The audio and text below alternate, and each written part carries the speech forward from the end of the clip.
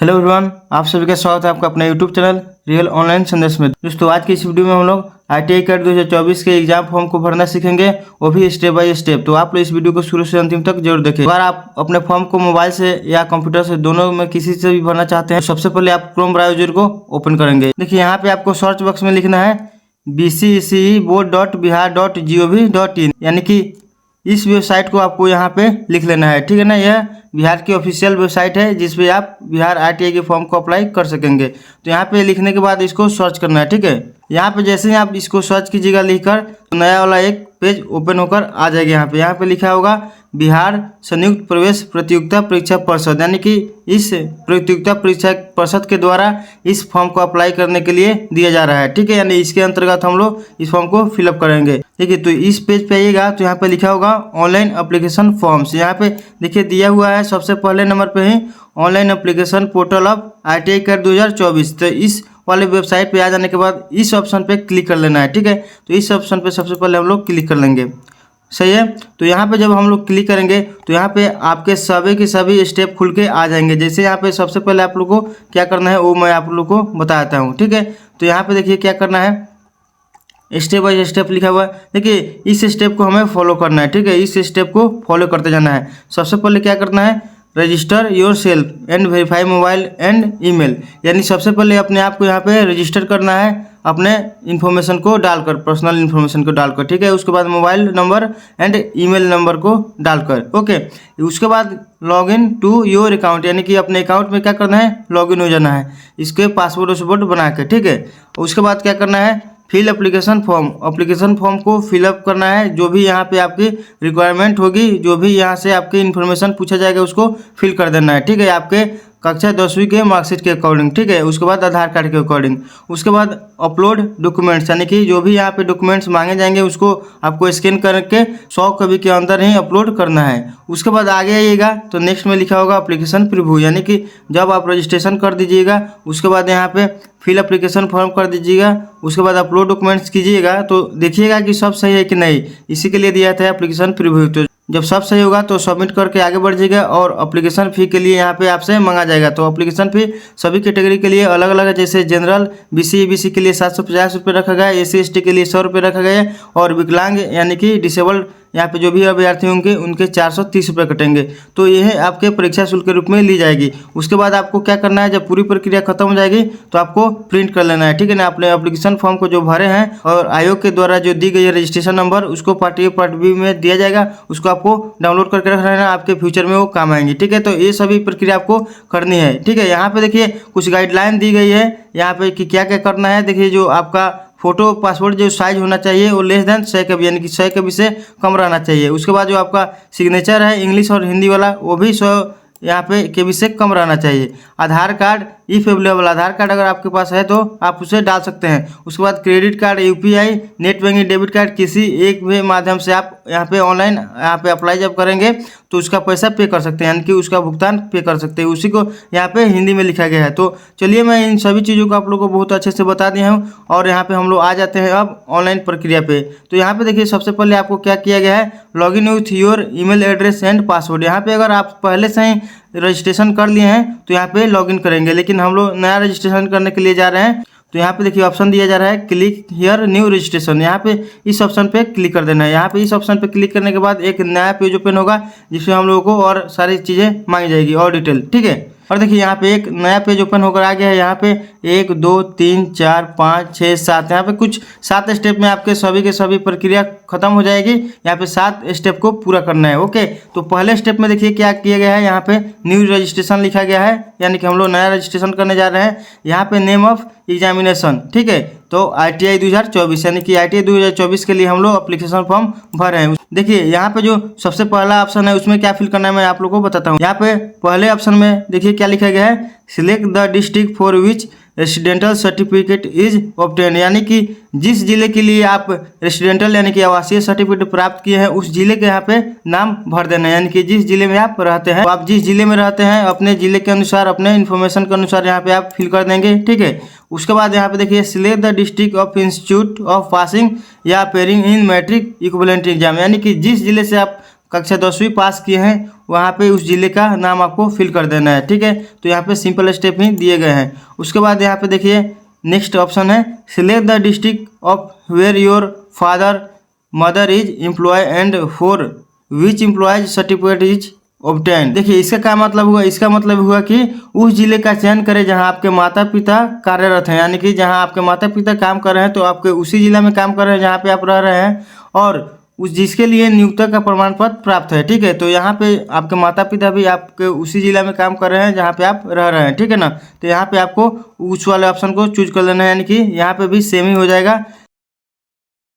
उसके बाद लिखा है select the district in which ITIs of your choice are situated, यानी कि जहाँ पे आपकी मनपसंद का IT है उस जिले के यहाँ पे आपको नाम चूज करना है। ठीक है, यानी आप चाहे करना चाहते हैं। ओके, तो यहाँ पे चूज कर लेना है। उसके बाद यहाँ से नीचे मांगा जाएगा आपके कैंडिडेट्स नेम, यानी कि जो भी आपका नाम है जिसके नाम से फॉर्म फिलअप किया जा रहा है उस नाम को फिलअप करना है। ठीक है, यहाँ पे सबसे पहले फर्स्ट नेम पूछा जाएगा, उसके बाद मिडिल नेम, उसके बाद लास्ट नेम। जैसे किसी का नाम है राजकुमार शर्मा, राजकुमार शर्मा। उसके बाद जैसे मोहन कुमार सिंह, तो मोहन इसमें मिडिल नेम में कुमार और लास्ट नेम सिंह। अगर किसी के नाम है मोहन कुमार तो सिर्फ आप फर्स्ट नेम में मोहन डालिएगा और लास्ट नेम में डालिएगा कुमार। तो यहाँ पे उसके अनुसार आपको फिलअप करना है फॉर्म। ठीक है, तो यहाँ पे मैं अपने कक्षा 10वीं के मार्कशीट यानी कि अंक प्रमाण पत्र और आधार कार्ड के अनुसार यहाँ पे डिटेल को फिल कर लेता हूँ। ठीक है, आप अगर आधार कार्ड और 10वीं कक्षा के मार्कशीट में नेम अंतर है तो प्लीज़ आप कक्षा 10वीं के मार्कशीट से ही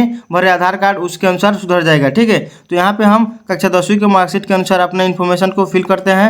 मान लीजिए किसी कैंडिडेट का नाम है रंजीत। ठीक है, तो यहाँ पे मैं आप लोग को उसके फॉर्म को भर के बता लेता हूँ। ठीक है, एग्जाम्पल के तौर में यहाँ पे लिख देना है सबसे पहले रंजीत। यहाँ पे फर्स्ट नेम में क्या हो जाएगा, कैंडिडेट का फर्स्ट नेम है रंजीत। उसके बाद देखिए यहाँ पे उसका लास्ट नेम यहाँ पे भर देना है, तो लास्ट नेम में हो जाएगा कुमार। ठीक है,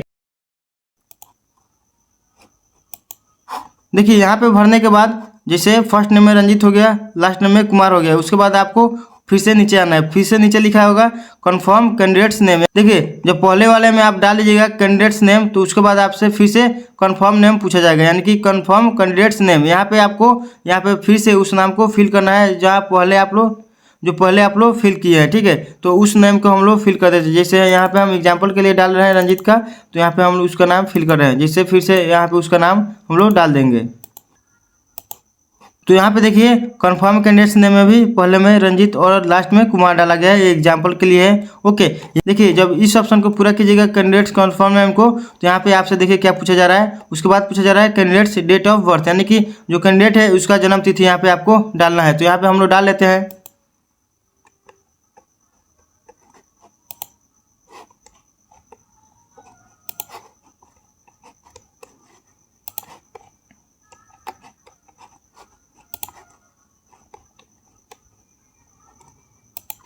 तो चलिए हम मान लीजिए इस कैंडिडेट का जन्म तिथि ये है, तो यहाँ पे हम लोग ये डाल दिए। ठीक है, तो यहाँ पे कैंडिडेट का जन्म तिथि भरने के बाद यहाँ पे फिर से confirm candidates date of birth, यानी कि इसी जन्म तिथि को दोबारा से डालकर कंफर्म करना है। ठीक है, तो यहाँ पे फिर से उसी डेट ऑफ बर्थ को डाल लेते हैं हम लोग। वहाँ पे दिखाने के बाद यहाँ पे एक और ऑप्शन खुल के आ जाएगा मोबाइल नंबर का। ठीक है, यहाँ पे जितने भी स्टार वाला है यानी कि समझिए उसको भरना ही भरना है। ठीक है, तो मोबाइल नंबर कैंडिडेट के पास होना चाहिए। उसके बाद दूसरा है ईमेल ID, वो उस कैंडिडेट के मोबाइल में लॉगिन होना चाहिए क्योंकि उसमें SMS जाएगा। ओके, तो मोबाइल नंबर जो है उसको आपको फिल करना है, जिसे कैंडिडेट का मोबाइल नंबर मैं फिल करके यहाँ पे बता देता हूँ। तो मैं इस कैंडिडेट का मोबाइल नंबर यहाँ पे डाल दिया हूँ। ठीक है, देखिए जब मोबाइल नंबर डालिएगा तो यहाँ पे आपके पास एक ऑप्शन आ जाएगा। ठीक है, यानी कि send mobile number verification code, यानी कि इस नंबर पे वेरिफिकेशन कोड भेजा जाएगा, यानी कि भेजना है। तो यहाँ पे क्लिक कर देंगे। ठीक है, तो जब यहाँ पे क्लिक करेंगे तो आपको यहाँ पे प्लीज वेट दिखाएगा, उसके बाद टाइम लेफ्ट दिखाएगा। तो जो कैंडिडेट का आप लोग मोबाइल नंबर यहाँ पे डाले हैं उसके मोबाइल नंबर पे वेरिफिकेशन कोड को भेज दिया गया होगा। ठीक है, तो उसके यहाँ पे जो वेरिफिकेशन कोड आया है तो enter mobile number verification code, यानी कि वेरिफिकेशन कोड को यहाँ पे आपको फिल करना है। देखिए जब वेरिफिकेशन कोड को डाल दीजिएगा तो यहाँ पे वेरीफाई करने का ऑप्शन आ जाएगा, तो वेरीफाई पे क्लिक कर देना है। देखिए जैसे ही आप वेरीफाई वाले ऑप्शन पे क्लिक कीजिएगा तो यहाँ पे एक मैसेज यहाँ पे आ जाएगा कि मोबाइल नंबर वेरीफाइड, यानी कि आपका जो मोबाइल नंबर है वो वेरीफाइड हो चुका है, कोड आपने बिल्कुल सही डाला है। उसके बाद यहाँ पे नेक्स्ट ऑप्शन देखिए क्या आ रहा है, यहाँ पे आ रहा है ईमेल एड्रेस का, यानी कि यहाँ पे ईमेल आईडी आपको फिल करना है उस कैंडिडेट का।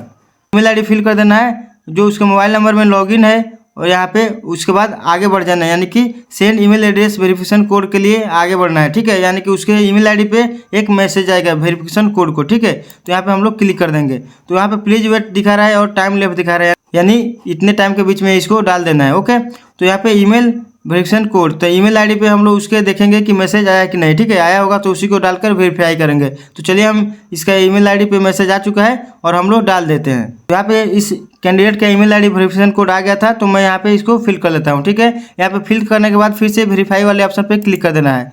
वेरीफाई वाले ऑप्शन पे जैसे ही क्लिक कीजिएगा, यहाँ पे आपसे देखिए क्या लिखा गया है, ईमेल एड्रेस वेरीफाइड, यानी कि जो ईमेल आईडी पे मैसेज आया था वो बिल्कुल सही था। और उसके बाद वेरीफाई ऑप्शन पे क्लिक किए हैं, ईमेल एड्रेस वेरीफाई हो चुका है। ठीक है, तो ईमेल एड्रेस वेरीफाई होने के बाद देखिए आपसे यहाँ पे फिर से बोला जा रहा है पासवर्ड के लिए, यानी कि पासवर्ड आपको बनाना है। ठीक है, देखिए यहाँ पे जब पासवर्ड बनाना जाइएगा तो यहाँ पे देखिए क्या लिख कर आ रहा है, your password length should be 8 to 20, यानी कि आपका पासवर्ड कम से कम 8 अंक से लेकर 20 अंकों का होना चाहिए। कि आप 8 अंक के भी रख सकते हैं और 20 अंक के, या ना तो इसके 20 अंक के रख सकते हैं। ठीक है, यानी कि 10 अंक 12 अंक के। ओके, उसके बाद लिखा रहा है it must contains at least 1 upper case, यानी कि सबसे पहले आपको 12 लेटर यहाँ पे चूज करना है सबसे पहले, यानी कि एक भी हो जाएगा तो काम चल जाएगा। उसके बाद 1 लोअर केस, कम से कम एक लेटर जो होना चाहिए वो छोटा होना चाहिए। उसके बाद 1 नंबर, यानी कि कम से कम एक नंबर भी होना चाहिए।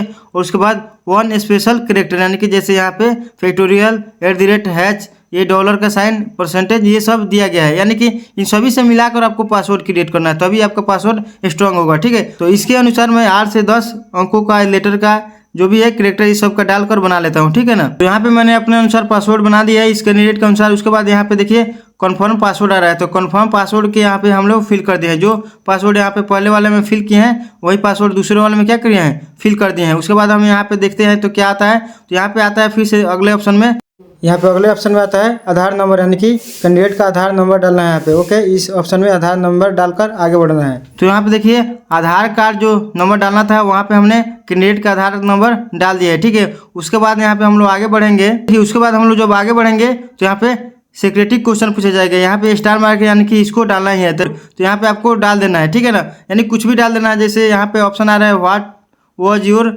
चाइल्डहुड निकनेम, यानी कि आपके जो बचपन का नाम था वो क्या था। उसके बाद यहाँ पे what is the name of your favourite childhood friend, यानी कि जब आप बचपन में थे तो आपके बचपन का जो दोस्त है उसका क्या नाम है। ठीक है, तो यहाँ पे अपने अकॉर्डिंग आप चूज करके डाल देते हैं। मैं यहाँ पे ये चूज कर लेता हूँ name of your first teacher, यानी कि मैं अपने प्रथम टीचर का नाम यहाँ पे डाल दूंगा। ठीक है, जैसे मेरे प्रथम टीचर के नाम है मनोज सिंह, तो मैं उनका नाम डाल दिया हूँ। देखिए नेक्स्ट ऑप्शन जो आ रहा है वो आ रहा है एंटर सिक्योरिटी पिन, यानी यहाँ पे जो कैप्चा दिखा रहा है यही आपका एंटर सिक्योरिटी पिन है। यहाँ पे जो भी दिखाएगा आप जब फॉर्म भरिएगा उसके अनुसार ये चेंज होता रहेगा। तो जो यहाँ पे दिखाएगा उसी को यहाँ पे हम लोग एंटर सिक्योरिटी पिन में डाल देंगे। ठीक है, तो यहाँ पे डालकर हम लोग आगे बढ़ेंगे। तो आप सिक्योरिटी पिन को डाल दीजिएगा तो यहाँ पे आपसे बोला जाएगा साइन अप करने के लिए। तो ठीक है, तो यहाँ पे इस ऑप्शन पे क्लिक कर दीजिएगा, साइन अप वाले बटन पे आप क्लिक कर दीजिएगा इस ऑप्शन पे। तो देखिए आपके पास एक नया पेज ओपन होकर आएगा। जैसे ही आप आगे बढ़िएगा तो लिखा गया है please verify your registration details, यानी कि आप जो भी यहाँ पे ऑप्शन फिल किए हैं, जो भी यहाँ पे आप जानकारी दिए हैं उसको यहाँ पे फिर से मिला लेना है। ठीक है, तो यहाँ पे मैं एक बार फिर से इसको मिला देता हूँ, सारी चीज़ों को जो मैंने भरा वो सही है कि नहीं है। देखिए यहाँ पे सभी चीज़ों को मैंने एक एक करके मिला लिया है। हाँ, तो यहाँ पे जब मैं देखा कि सभी चीज़ सही है, यहाँ पे सभी इन्फॉर्मेशन मेरे द्वारा दी गई सभी जानकारी सही है, तो यहाँ पे देखिए एक ऑप्शन आ रहा है यहाँ पे कैंसिल, यहाँ पे कंफर्म। तो जब सही होगा सभी चीज़ें तो यहाँ पे क्या करना है, आपको कंफर्म वाले ऑप्शन पे क्लिक कर देना है। ठीक है, तो यहाँ पे मैं इसको कंफर्म कर देता हूँ। जब कन्फर्म वाले बटन पर क्लिक कीजिएगा तो वहाँ पे आपको आगे ले जाया जाएगा। ठीक है, यानी आगे वाले स्लाइड पे आप चल जाइएगा तो लिखेगा रजिस्ट्रेशन सक्सेस। यहाँ पे लिख दिया गया कि जो आपका रजिस्ट्रेशन है वह सफलतापूर्वक हो चुकी है। उसके बाद क्या करना है, यहाँ पे आपको साइन इन करना है। यानी कि साइन इन में क्या दिया जाएगा, देखिए जब साइन इन आप कीजिएगा तो यहाँ पे आपसे 2 चीज़ें मांगी जाएगी। ईमेल एड्रेस पूछा जाएगा, उसके बाद पासवर्ड पूछा जाएगा। तो देखिए यहाँ पे जो आप ईमेल आईडी यहाँ पे दिए है ईमेल एड्रेस, यानी कि रजिस्ट्रेशन करते समय वो आपको यहाँ पे भरना है। उसके बाद जो मैंने आपको पासवर्ड बताया था इस तरह से बनाना है 8 से 20 यहाँ पे डिजिट का, तो यहाँ पे उसको फिल कर देना है। ठीक है, तो चलिए मैं ईमेल आईडी को डाल देता हूँ और यहाँ पे पासवर्ड जो मैंने बनाया उसको डाल देता हूँ। तो देखिए यहाँ पे ईमेल आईडी, पासवर्ड और यहाँ पे कैप्चा कोड, यहाँ कैप्चा दिया था, ईमेल आईडी, पासवर्ड और कैप्चा डालकर यहाँ पे क्या करूँगा, साइन इन वाले बटन पे क्लिक करूँगा। जब साइन इन करूँगा तो देखिए यहाँ पे नया पेज एक ओपन होकर आएगा। देखिए यहाँ पे जो शो होकर होगा, देखिए आपके पर्सनल इन्फॉर्मेशन को डालना है। ठीक है, यहाँ पे देखिए जो मैंने रजिस्ट्रेशन किया है उसके अनुसार यहाँ नाम और यहाँ पे कैंडिडेट का डेट ऑफ बर्थ दिखा रहा है। ठीक है, उसके बाद यहाँ पे देखिए पूछा जा रहा है फादर्स नेम। यहाँ पे मैं इस कैंडिडेट का फादर्स का नाम यहाँ पे डाल लेता हूँ। फादर्स नेम डालने के बाद दूसरा ऑप्शन आ रहा है मदर्स नेम डालने के लिए, ठीक है। तो यहाँ पे इस कैंडिडेट में माता का नाम डाल दे रहा हूँ। उसके बाद माता का नाम डालने के बाद यहाँ पे देखिए पूछा जा रहा है are you permanent resident of Bihar, यानी कि क्या आप बिहार के अस्थायी निवासी हैं। तो यहाँ पे हाँ मैं बिहार का अस्थायी निवासी हूँ, अगर आप बिहार में रहते हैं तो, ठीक है। हाँ मैं बिहार का अस्थायी निवासी हूँ, यहाँ पे आपको क्लिक करना है। यहाँ पे अगर नहीं है तो यहाँ पे नहीं क्लिक करना है, ठीक है। यहाँ पे मैं हूँ यानी ये कैंडिडेट है, तो यहाँ पे क्लिक कर देता हूँ कि हाँ मैं हूँ, ठीक है।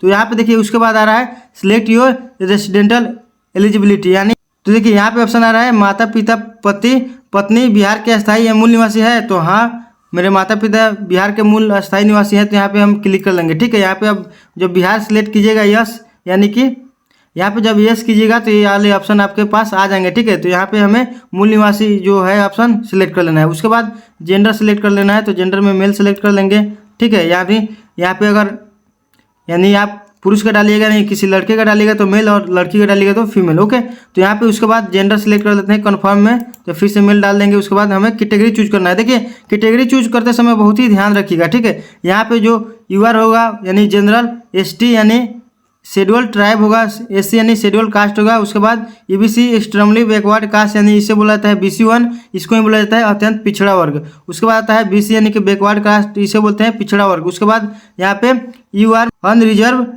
इकोनॉमिकल वीकर सेक्शन, तो यहाँ पे जो भी है उनके अनुसार यहाँ पे क्लिक करना है अपने इन्फॉर्मेशन को। तो यहाँ तो ये कैंडिडेट है ईबीसी यानी कि BC1, इसे ही बोला जाता है अत्यंत पिछड़ा वर्ग। तो मैं इस ऑप्शन को क्लिक कर लेता हूँ, ओके।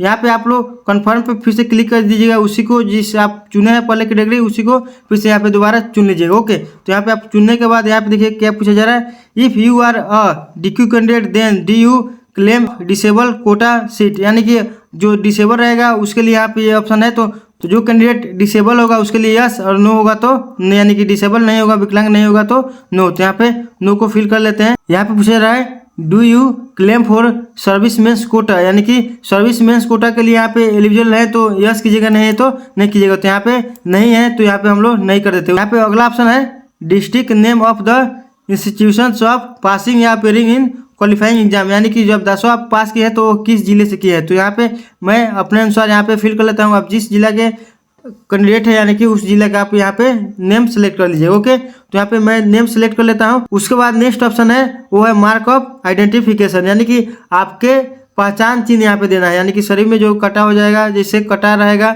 या फिर तिल का निशान रहता है, ठीक है ना, मोल का, तो उसको यहाँ पे आपको फिल करना है। तो जैसे यहाँ पे इस कैंडिडेट के पैर में थोड़ा सा कटा हुआ है तो मैं इसके अनुसार डाल दूंगा कि ये cut mark on the right foot, okay. उसके बाद नेक्स्ट ऑप्शन आ जाएगा आपके यहाँ पे देखिए परमानेंट एड्रेस पूछा जाएगा, ओके। तो यहाँ पे परमानेंट एड्रेस में देखिए एड्रेस लाइन वन में क्या कीजिएगा, आप विलेज नेम डाल दीजिएगा, ठीक है। यहाँ पे क्या करना है, इस कैंडिडेट का पोस्ट, यहाँ पे पोस्ट का नाम लिख देना है, यानी कि जो पोस्ट ऑफिस है उसका। लाइन नंबर 3 में यहाँ पे पुलिस स्टेशन डाल दीजिएगा, ओके। तो यहाँ पे फिर से आगे आइएगा तो पूछा जाएगा आपसे यहाँ पे, तो यहाँ पे हम लोग स्टेट सिलेक्ट कर लेते हैं बिहार, ओके। यहाँ पे डिस्ट्रिक्ट पूछा जाएगा तो डिस्ट्रिक्ट हम लोग जो भरते आ रहे हैं उस डिस्ट्रिक्ट को सिलेक्ट कर लेना है। उसके बाद हमें आगे बढ़ जाना है। पिन कोड, यानी कि इस कैंडिडेट का जो एरिया का पिन कोड है उसको यहाँ पे पूछा जा रहा है, तो पिन कोड को हम लोग डाल लेते हैं। कोरेस्पोंडेंस एड्रेस, यानी अगर आप अपने परमानेंट एड्रेस पे अभी नहीं रह रहे हैं, दूसरे जगह रह रहे हैं, आपके माता पिता कहीं और शिफ्ट हो गए हैं, तो आपको यहाँ पे फिर से भरना है। अगर आपके जो परमानेंट एड्रेस है उसी पे अभी निवास कर रहे हैं, अभी आप रह रहे हैं, तो यहाँ पे एक ऑप्शन आएगा, क्लिक कर देना है same as permanent address, same as permanent address, इस पर क्लिक कीजिएगा तो पहले दी हुई जानकारी के अनुसार यहाँ पे ऑटोमेटिक यहाँ पे फिल हो जाएगा, ठीक है। तो यहाँ पे सबमिट एंड कंटिन्यू पे क्लिक कर देना। इस वाले नया पेज पे आ जाइए, यहाँ पे लिखा रहेगा photo and signature for ITI card 2024, यानी कि आपको फोटो अपलोड करना है, यानी कि अपलोड फोटो पैराग्राफ। तो यहाँ पे मैं आप लोगों को बताया ही था कि किस तरह का अपलोड करना है फोटो। यहाँ पे देखिए, यहाँ पे मैं एग्जांपल के तौर पे एक बार और समझा देता हूँ आपको। यहाँ पे फोटो ऐसा अपलोड करना है, यहाँ पे पासपोर्ट साइज फोटो रहेगा, 100 KB के यहाँ से कम रहना चाहिए, यानी कि 100 KB से कम का रहना चाहिए। जो आपका फाइल साइज रहेगा वो मिनिमम रहना चाहिए 100 KB से, ठीक है। उसके लिए भी गाइडलाइन यहाँ पे दिया हुआ है आपके नोटिफिकेशन में। उसके बाद यहाँ पे क्या कीजिएगा, यहाँ पे कैंडिडेट का नाम लिखा जाएगा, यहाँ पे जिस तारीख को फोटो खिंचाया गया है, जैसे मान लीजिए 7 तारीख को खिंचाया है फोटो, तो 7/4/2024 को लिखना है। ओके, तो यहाँ पे ऐसे ही यहाँ पे अपलोड करना है फोटो को। तो यहाँ पे मैं फाइल से चूज कर लेता हूँ, आप लोगों को फोटो दिखाता हूँ कि कैसे करना है। फिर से चूज कर लेंगे। यहाँ पे फोटो जो मैंने सिलेक्ट कर लिया है कैंडिडेट का, तो यहाँ पे अपलोड बटन पे क्लिक कर दूंगा। तो देखिए यहाँ पे आपको आ जाएगा ना फोटो पे, देखिए रंजीत कुमार नाम आ रहा है और 07/04/2024। तो ऐसे कर देना। और एरर आ सकता है यहाँ पे, कभी कभी जो आपका फोटो होगा वो दिखाएगा कि जो इसका चौड़ाई है और ऊंचाई है ये दोनों मैच नहीं कर रहा है। तो देखिए इस फोटो का जो विड्थ लेना है यानी कि चौड़ाई वो लेना है 200 पिक्सल में, ठीक है ना, यानी कि 200 गुणा यहाँ पे कितना का हो जाएगा 250। 250 क्या है, तो 250 यहाँ पे मैं आप लोग को बता दूं कि ये ऊंचाई है, ठीक है। यहाँ पे लिख रहेगा विड्थ यानी कि चौड़ाई, यहाँ पे लिख रहेगा हाइट, ठीक है। तो आपको ये हाइट भी सिलेक्ट करना है, तभी आपका होगा। 100 KB रहना चाहिए, 100 KB रहना चाहिए। उसके बाद यहाँ पे इस फोटो का जो विड्थ है यानी कि जो चौड़ाई है वो 200 और हाइट जो है वो 250 पिक्सल रहना चाहिए। ओके, और 100 KB से कम रहना चाहिए, तभी ये आपका अपलोड हो पाएगा, नहीं तो नहीं हो पाएगा। उसीलिए उसके बाद यहाँ पे देखिए इंग्लिश सिग्नेचर के लिए भी गाइडलाइन दिया गया है कि कितना होना चाहिए। देखिए जब भी इंग्लिश सिग्नेचर आप लोग अपलोड कीजिएगा तो यहाँ पे देखिए कितना होना चाहिए 300 पिक्सल एंड हाइट कितना होना चाहिए 100 पिक्सल का, यानी कि जो चौड़ाई है वो कितना होना चाहिए विड्थ, तो यहाँ पे देखिए 300 पिक्सल और जो हाइट है इसका 100 में रहना चाहिए। Okay, 100 pixel. तो यहाँ पे हम लोग क्लिक कर लेंगे और ये भी कितना KB से कम होना चाहिए 100 KB से कम होना चाहिए। ओके, तो मैं इस जानकारी के अनुसार पहले से ही फोटो बनाकर रख चुका हूँ। मैं आप लोगों को बता दूं कि अगर ये आप लोग को बनाने नहीं आएगा तो मैं इसके लिए एक सेपरेट वीडियो बना दूंगा, उससे आप देखकर इन सभी चीज़ों को बनाना सीख जाइएगा बहुत ही आसान से। तो अगर आप लोग कमेंट कर देंगे कि हाँ मुझे वीडियो चाहिए, तो मैं आप लोग को ये वीडियो बनाकर दे दूंगा कि कैसे इमेज को रिसाइज किया जाता है 100 KB का, जैसे 200 जितना का मांगे उतना, और इसका हाइट कैसे सेट किया जाता है। ओके, और चौड़ाई। तो यहाँ पे मैं उस इमेज को सिलेक्ट कर लूँगा, यानी इंग्लिश सिग्नेचर को जो मैंने यहाँ पे बना कर रखा है इस कैंडिडेट का। उसके बाद अपलोड बटन पे क्लिक कर दूंगा। देखिए यहाँ पे आपको शो होना चालू हो जाएगा, ठीक है। तो यहाँ पे जब शो होने लगेगा उसके बाद यहाँ पे हिंदी सिग्नेचर को अपलोड करना है। देखिए हिंदी सिग्नेचर के लिए भी सेम यहाँ पे गाइडलाइन दिया गया है, देखिए 300 और 100 वाला, ठीक है। यहाँ पे हिंदी सिग्नेचर के लिए तो यहाँ पे हम सिलेक्ट कर देते हैं हिंदी सिग्नेचर को। यहाँ पे सब बना कर रखा गया पहले से ही, ताकि फॉर्म भरने में देरी ना हो। यहाँ पे इसको भी हम सिलेक्ट कर लेते हैं और यहाँ पे क्लिक करेंगे तो यहाँ पे देखिए दिखाना स्टार्ट हो गया, ठीक है।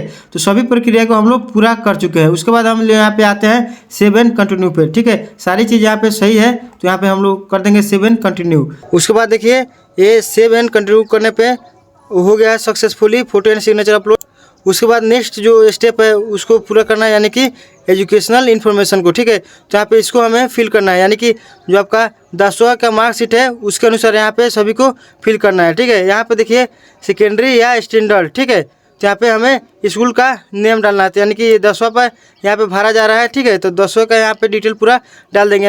तो यहाँ पे लिखा गया है स्कूल या कॉलेज नेम, तो यहाँ पे जिस स्कूल से आप पास किए हैं 10वीं, ठीक है ना, उस स्कूल का नाम डाल देना है। उसके बाद लिखा जा रहा है बोर्ड या यूनिवर्सिटी, ठीक है। तो यहाँ पे बोर्ड सेलेक्ट कर लेना है, जैसे बिहार एग्जामिनेशन बोर्ड से यहाँ पे पास हुआ है। उसके बाद लिखा जा रहा है पासिंग स्टेटस, यहाँ पे देखिए 2 ऑप्शन हो रहे हैं। तो ये पास कर चुका है पहले से, जैसे 2023 में है। अगर 2024 में होंगे तो ये अप्रैल का लाएंगे, इनका मार्कशीट अभी नहीं आया होगा, ये आ जाएगा, ठीक है। तो पहले से ही पास कर चुका है 2023 के पहले से ही, तो यहाँ पे डालेंगे पास्ड, ठीक है, यानी ये पास हो चुका है पहले से ही। उसके बाद पासिंग ईयर, यानी कि ये जो कैंडिडेट है किस साल कक्षा 10वीं का एग्जाम पास किया है, ठीक है। तो उसको हम लोग फिल कर लेंगे। तो यहाँ पे जैसे यहाँ पे फिल कर लेते हैं इसके जानकारी के अनुसार।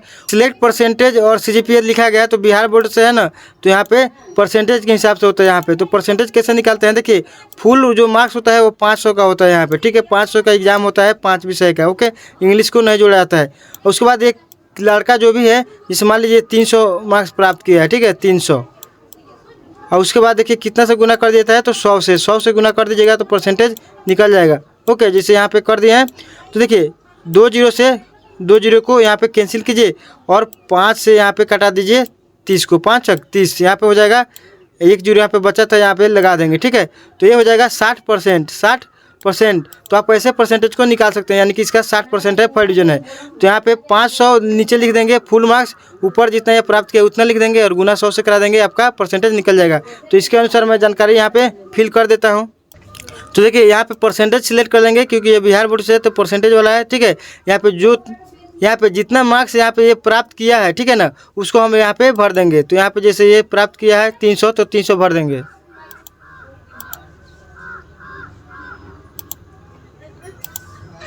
उसके बाद टोटल मार्क्स यहाँ पे भरना है। तो टोटल मार्क्स बताए थे कि 500 का एग्जाम हो रहा है, तो 500 का है ये, ठीक है। ये सारी चीज़ भरने के बाद यहाँ पे दिखाएगा सबमिट एंड कंटिन्यू का बटन, यहाँ पे क्लिक कर देना है। ठीक है, देखिए जब आप सबमिट एंड कंटिन्यू कर दीजिएगा तो first step registration, personal information, photo and signature, educational information, उसके बाद एप्लीकेशन प्रीव्यू। ठीक है, ये सभी चीज़ें आपकी कंप्लीट हो जाए। उसके बाद यहाँ पे दिखाने लगा एप्लीकेशन प्रीव्यू, यानी कि जो ये 4 स्टेप आपने पूरा किया है उसको मिला लेना है कि सही सही है कि नहीं। ठीक है, तो मैं यहाँ पे एक बार मिला लेता हूँ फिर से कि सब कुछ सही है कि नहीं। दी गई जानकारी सब कुछ सही है। ओके, यहाँ पे आपके लिए एक मैसेज शो हो रहा है, उसको पढ़ना है। I certify that the above statements are true. यहाँ पे जो भी ऊपर दिखाया गया है, जो भी कथन है, यह बिल्कुल ही सत्य है, यानी कि मेरे द्वारा दी गई जानकारी सारा का सारा सही है। तो यहाँ पे हम लोग इस वाले टिक पे क्लिक करेंगे। ओके, और यहाँ पे हम क्या करेंगे, लास्ट में आते हैं, आपको बताते हैं प्रोसीड टू पेमेंट, यानी कि आपको पेमेंट के लिए प्रोसीड करना है, यानी कि आगे बढ़ना है। यहाँ पे अगर जनरल BC EBC कैंडिडेट है तो 750 रुपये के यहाँ पे फी जमा करना होगा। तो यहाँ पे ये EBC कैंडिडेट है तो यहाँ पे 750 रुपये कटेगा। तो यहाँ पे हम यस पे क्लिक, आप जाइएगा तो यहाँ पे 750 रुपये लिखेगा, तो यहाँ पे क्रेडिट कार्ड या डेबिट कार्ड से आप पेमेंट कर सकते हो। उसको आप इन माध्यम में से, चारों माध्यम में से किसी एक माध्यम से पेमेंट कर सकते हैं। ठीक है, तो 750 रुपये आप पेमेंट कर दीजिए। तो यहाँ पे जब पेमेंट कर दीजिएगा, जब आपका फॉर्म सक्सेसफुली जमा हो जाएगा तो यहाँ पे डाउनलोड होने के लिए एप्लीकेशन फॉर्म आ जाएगा, पार्ट A पार्ट B। ठीक है, तो पार्ट A पार्ट B को क्या करना है, आपको यहाँ पे प्रिंट आउट कर लेना है। तो ये रही सारी जानकारी कि आप कैसे ITI फॉर्म को अप्लाई कर सकते हैं। ठीक है दोस्तों, वीडियो अच्छी लगी है तो प्लीज़ इस वीडियो को लाइक कीजिए, शेयर कीजिए। मिलते हैं अगले वीडियो में, तब तक के लिए धन्यवाद।